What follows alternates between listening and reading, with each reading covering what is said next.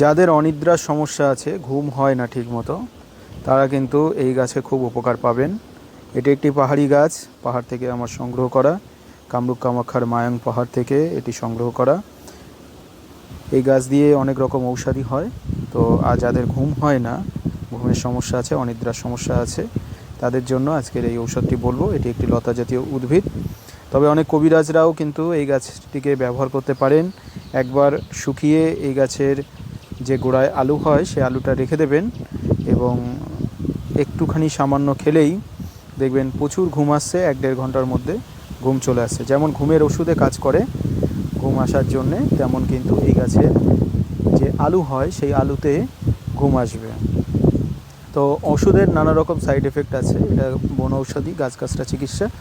তো এর কিন্তু সাইড এফেক্ট পাবেন না। খুবই উপকারী একটি গাছ।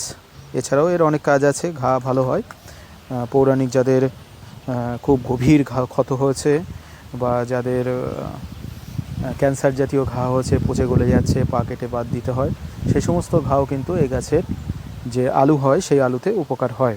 তো তার জন্যই গাছটিকে সংগ্রহ করা। তো আপনাদেরকে যেটা আমি ঔষধটি বলবো, এই গাছের নিচে যেমন মেটে আলু হয়, তেমনি এই গাছের ঠিক এই গোড়াতে খুললেই আলু হবে।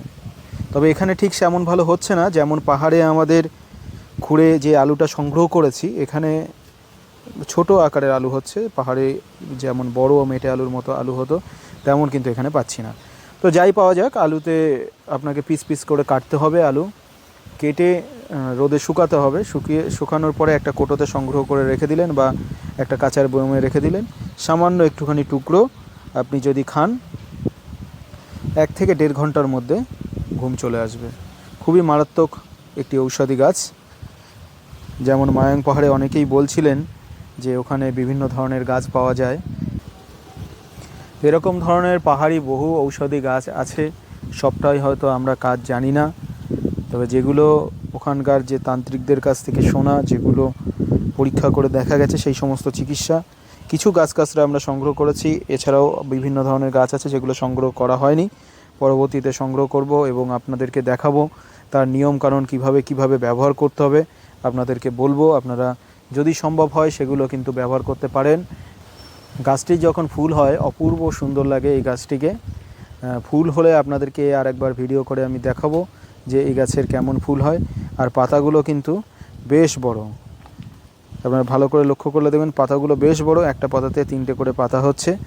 আর এই গাছের আরও গুণাগুণ আছে, সেগুলো পরবর্তী ভিডিওতে আপনাদেরকে জানাবো। ধন্যবাদ।